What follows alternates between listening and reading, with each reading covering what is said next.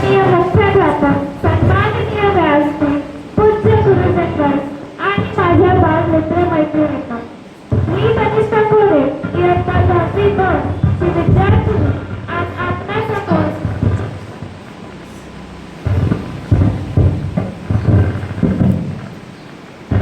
सुप्रभात. माननीय मुख्याध्यापक, सन्माननीय व्यासपीठ, पूज्य गुरुजनगण आणि माझ्या बाल मित्र मैत्रिणींनो, मी तनिष्ठा कोरे इयत्ता 10वी ब ची विद्यार्थिनी आज आपणासमोर भारतीय नौदलाविषयी 2 शब्द बोलू इच्छिते. छत्रपती शिवाजी महाराजांनी परकीय सत्तांना, विशेषतः पोर्तुगीज आणि सिद्धी यांना तोंड देण्यासाठी आणि किनारपट्टीचे संरक्षण करण्यासाठी आरमाराची स्थापना केली, ज्यामुळे त्यांना भारतीय आरमाराचे जनक कार्ड इंडियन नेव्ही असे म्हटले जाते. भारतीय सैन्यात 3 विभाग आहेत, जसे आर्मी, नेव्ही आणि एअरफोर्स. नौदलाचे नाव इंग्रजीत नेव्ही आहे. देशाच्या सागरी सीमेचे रक्षण करणाऱ्या सैन्याला नौदल असे संबोधले जाते. जहाजांवर चढून नौदल समुद्रातील धोक्यांपासून देशाचे रक्षण करते.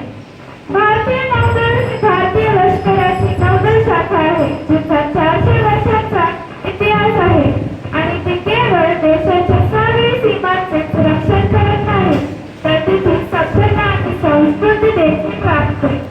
हे सैन्य भारतीय राष्ट्रपतींच्या अधिपत्याखाली आहे. भारतीय नौदलाची स्थापना 26 जानेवारी 1950 रोजी करण्यात आली. भारतीय नौदलाचे ब्रीदवाक्य शाम नौ वरुण हे आहे. याचा मराठीमध्ये अर्थ जगाचा देवता आपल्यासाठी श्रम असो असा होतो. भारतीय नौदलाचे प्रमुख भारताचे राष्ट्रपती असतात, ज्यांना भारतीय नौदलाचे सर्वोच्च कमांडर असे म्हणतात.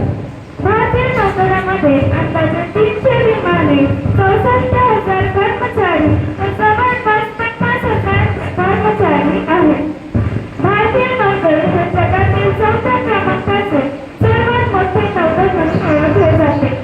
आपल्या भारतीय नौदलामध्ये अनेक प्रकारची विमाने, पाणबुड्या आणि युद्धनौका आहेत, ज्यांचा वापर भारतीय नौदलामार्फत अनेक प्रकारची विमाने नौदलामार्फत देशाच्या सागरी संरक्षणासाठी केला जातो. भारतीय नौदल देशाचे आणि नागरिकांचे आणि आपल्या सागरी हद्दीमध्ये येणाऱ्या संसाधनांचे रक्षण करते.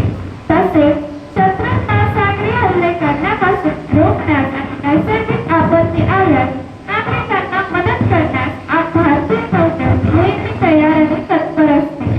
नौदल हे शक्ती, सामर्थ्य आणि सुरक्षिततेचे प्रतीक आहे. आपल्या समुद्राचे रक्षण